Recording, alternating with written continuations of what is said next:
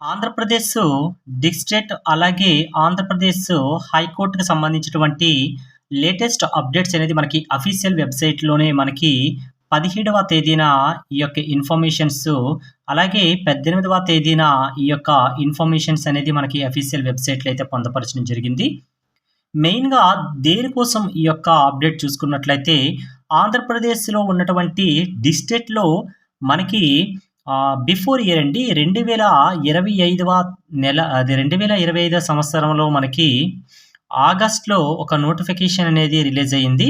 ఆ నోటిఫికేషన్‌లో అప్పుడు మనకి డ్రైవర్ పోస్టులనేవి అప్పుడు కండక్ట్ చేయడం జరిగింది. దానికి సంబంధించిన అప్డేట్ న్యూసు. అలాగే మనకి 2026న మనకి మార్చిలో జరిగినటువంటి ఎగ్జామ్స్‌కి సంబంధించినటువంటి కోర్ట్ మాస్టర్‌దండి. కోర్ట్ మాస్టరు దీనికి ఎగ్జామ్ అవ్వలేదు. ఇది డైరెక్ట్‌గా మనకి స్కిల్ టెస్ట్‌ని బేస్ చేసుకొని మాత్రమే దీన్ని రిక్రూట్ చేస్తుంటారు. రిమైనింగ్ అసిస్టెంట్స్ అవ్వచ్చు, ఎగ్జామినర్స్ అవ్వచ్చు, స్టెనోగ్రాఫర్స్ అవ్వచ్చు, టైపిస్ట్ అవ్వచ్చు, ఇలాగ రిమైనింగ్ ఉన్నటువంటి కాపీస్ట్ అవ్వచ్చు. ఇవన్నిటికి ఎగ్జామ్ ఉంటది కానీ కోర్ట్ మాస్టర్‌కి మాత్రం ఎగ్జామ్ అనేది లేకుండా డైరెక్ట్‌గా స్కిల్ టెస్ట్ అనేది కండక్ట్ చేసేసి రిక్రూట్ చేయడం జరుగుతుంది. ఈ రెండిట్లకి సంబంధించినటువంటి అఫీషియల్ న్యూస్ అనేది మనకి వెబ్‌సైట్‌లో పొందుపరచడం జరిగింది. ముందుగా మనం చూసుకుంటే ఆంధ్రప్రదేశ్ డిస్ట్రిక్ట్ కోర్టు 2025 నోటిఫికేషన్‌కి సంబంధించినటువంటి డ్రైవర్స్ అదే లైట్ వెహికల్స్‌కి సంబంధించినటువంటి సెలక్షన్ లిస్ట్ నేమ్స్ అనేది మనకి అందరికీ అఫీషియల్ సైట్‌లో ఎవరెవరు సెలెక్ట్ అయ్యారనేది ఇచ్చారు.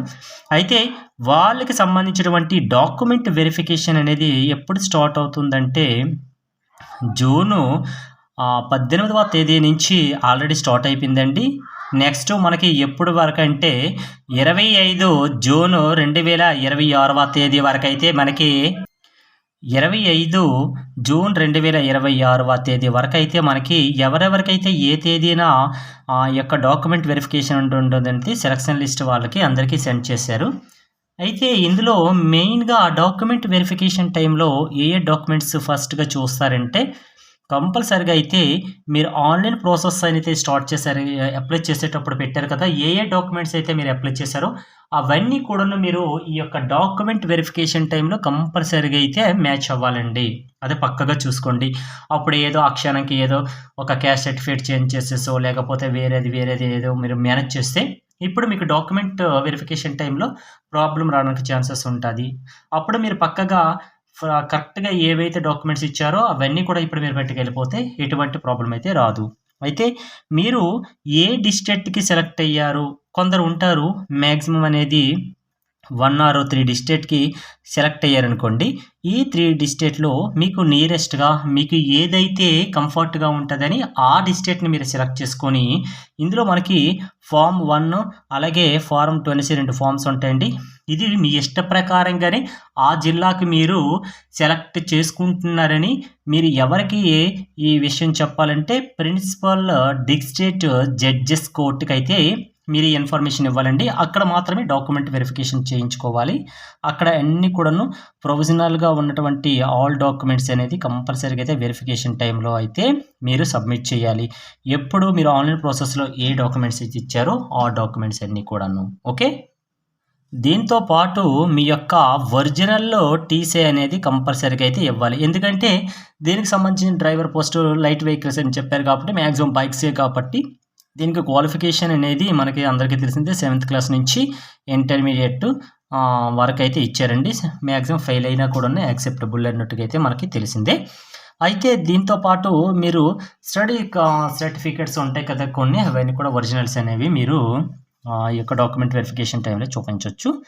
మెయిన్‌గా ఇక్కడేంటి ప్రాబ్లమ్ వస్తది. మీరు అప్లై చేసేటప్పుడు ఏ సర్టిఫికేట్ అప్లై చేశారో బాగా గమనించేసుకోండి. క్యాస్ట్ సర్టిఫికేట్స్ అండి.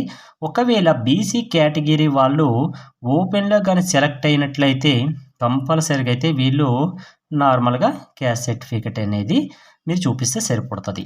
అలా కాకుండా బీసీ కేటగిరీ వాళ్ళు సేమ్ కేటగిరీలోనే కంపల్సరీగా ఉంటే వీళ్ళు నాన్ క్రిమీ లేయర్ సర్టిఫికేట్ అనేది చూపించాలి. ఇది ఎవరనేది మనకి ఇష్యూ చేస్తారంటే తహసీల్దార్ గారైతే మనకి ఇది ఇష్యూ చేస్తారండి. అది కంపల్సరీగా అయితే మీరు చూపించాలి. ఓకే. దీంతో పాటు మీ యొక్క డ్రైవింగ్ లైసెన్స్ ఉంటది కదా! లైట్ వెహికల్స్ మోటార్‌కి సంబంధించిన యాక్ట్ ప్రకారం 1988 ప్రకారంగా అయితే మీరు వెహికల్స్‌ని డ్రైవింగ్ చేయడానికైతే ఎలిజిబుల్ అనేసి మనకు ఆ సర్టిఫికేట్ ఇస్తారు కదా! డ్రైవింగ్ లైసెన్స్ సర్టిఫికేటు అది చూపించాలి. డాక్యుమెంట్ వెరిఫికేషన్ టైమ్‌లో. అలాగే మీకు ఎక్స్‌పీరియన్స్ కూడాను ఇంపార్టెంట్ అని చెప్తున్నారండి. మాక్సిమం 3 ఇయర్స్ కంటే తక్కువ లేకంటే ఎక్స్‌పీరియన్స్ అనేది డ్రైవింగ్ చేసేటట్టుగా అయితే మీరు చూపించేసుకోవాలి. అలాగే ఈడబ్ల్యూఎస్ ఎకనామికల్లీ వీకర్ సెక్షన్ కింద సెలెక్ట్ అయ్యే వాళ్ళు ఉంటారు కదా!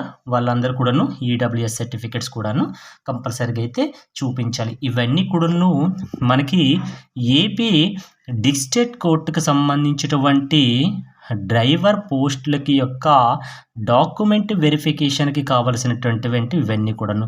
ఇది ఎప్పుడు జరిగింది మనకి 2025వ సంవత్సరంలో జరిగినటువంటి రిక్రూట్‌మెంట్‌లో ఉన్నటువంటి డ్రైవర్ పోస్ట్‌కి సంబంధించినటువంటి నోటిఫికేషన్ డాక్యుమెంట్ వెరిఫికేషన్ ఇప్పుడు జరుగుతుంది. ఓకే. నెక్స్ట్ ఇంకొక అప్డేట్ విషయం మనం చూసుకున్నట్లయితే ఇది కూడా మనకి అఫీషియల్ సైట్‌లోనే పొందుపరచడం జరిగిందండి. మెయిన్‌గా ఏపీ హైకోర్టుకి సంబంధించినటువంటి కోర్టు మాస్టర్ యొక్క స్కిల్ టెస్ట్ అనేది కండక్ట్ చేయడం జరుగుతుంది.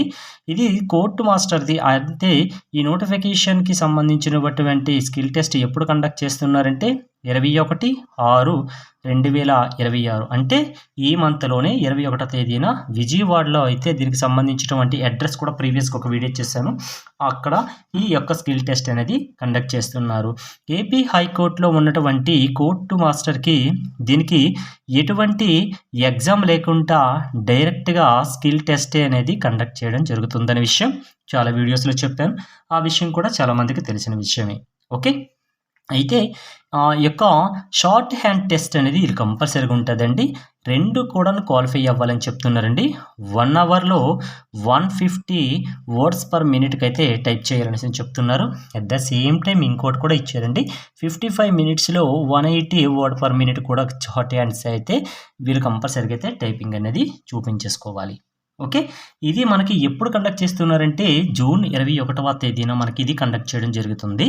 నెక్స్ట్ వన్ చూసుకున్నట్లయితే ఈ షార్ట్ హ్యాండ్‌కి మనం టైప్ చేయాలని చెప్తున్నాం కదా! అయితే దీనికి సంబంధించిన బుక్స్ కూడాను హైకోర్టు వాళ్ళే మనకి ఇది ప్రొవైడ్ చేయడం అనేది జరుగుతుంది. ఓకే. ఆ బుక్స్ వాళ్ళు ప్రొవైడ్ చేసిన తర్వాత మీరు చేయవలసిన మెయిన్ ఇంపార్టెంట్ వర్క్ ఏంటంటే ఫస్ట్ ఆఫ్ ఆల్ ఇచ్చినటువంటి బుక్ పైన మీ యొక్క నేము, మీ యొక్క హాల్ టికెట్ నెంబర్ అనేది కంపల్సరీగా అయితే రాయాలి. దీంతో పాటుగా మీరు అక్కడ కంపల్సరీగా అయితే మీ బాల్ పెన్‌ని యూజ్ చేసేసుకోవాలి. అది బ్లూ కలర్ అయినా పర్వాలేదు, బ్లాక్ కలర్ అయినా పర్వాలేదు. కంపల్సరీగా అయితే మెన్షన్ చేయాలి. ఈ యొక్క టైపింగ్ టెస్ట్ అయిపోయిన తర్వాత ఎగ్జామ్ మీరు ఫినిష్ చేస్తారు కదా! షార్ట్ హ్యాండ్ అది అయిపోయిన తర్వాత ఈ బుక్స్ అన్నీ కూడాను మీ యొక్క ఇన్విజిలేటర్‌కి కంపల్సరీగా అయితే మీరు సబ్మిట్ చేయాలి. ఓకే. ఎగ్జామ్ అయిపోయిన తర్వాత ఆ బుక్స్ అనేది ఇన్విజిలేటర్‌కి కంపల్సరీగా అయితే సబ్మిట్ చేయాలి. సబ్మిట్ చేసిన తర్వాత ఎప్పుడు కూడాను ఎగ్జామ్ కంప్లీట్ అయిపోయిన తర్వాత మాత్రమే మీరు బయటికి రావాలి. నెక్స్ట్ వన్ ఎలక్ట్రిక్ గాడ్జెట్స్ అనేది మనకి కంపల్సరీగా అయితే మనకి లోపలికైతే అలౌ చేయరండి. ఆ విషయం మనకు తెలిసిందే. దీంతో పాటుగా కంట్రోల్ కీ అవ్వచ్చు, యారో కీ అవ్వచ్చు, అలాగే కొన్ని కీస్ అనేది మనకి వర్క్ చేయవని కూడా మనకు అఫీషియల్ సైట్‌లోనే పొందుపరచడం జరిగింది. దీంతో పాటు మీరు కంపల్సరీగా లోపలికి అవ్వాలంటే మనకి ఐడెంటిటీ కార్డ్స్ ఉంటాయి కదా! మనకి కంపల్సరీగా పాన్ కార్డ్ అవ్వచ్చు, ఆధార్ కార్డ్ అవ్వచ్చు, లేకపోతే డ్రైవింగ్ లైసెన్స్ అవ్వచ్చు, లేకపోతే పాస్‌పోర్ట్ అవ్వచ్చు. ఏదో ఒకటి ఐడెంటిటీ కార్డ్ అయితే కంపల్సరీగా అయితే మనం ఇన్విజిలేటర్‌కి చూపించాలి. ఓకే. ఇది దీనికి సంబంధించినటువంటి అఫీషియల్ మనకి అనౌన్స్ చేయడం జరిగింది. దీంతో పాటుకు ఎవరికైనా హాల్ టికెట్స్ అనేవి డౌన్‌లోడ్ కాకపోతే మీ అఫీషియల్ వెబ్‌సైట్‌లోనే ఆ యొక్క హాల్ టికెట్స్ వేరేవి ఇచ్చాడండి. దానిపైన ఫోటో పెట్టి సిగ్నేచర్ పేజెస్ కూడాను మీరనేది అటెండ్ అవ్వచ్చు అనే విషయం కూడాను మనకి చెప్పడం జరిగింది. ఓకే. Thanks for watching.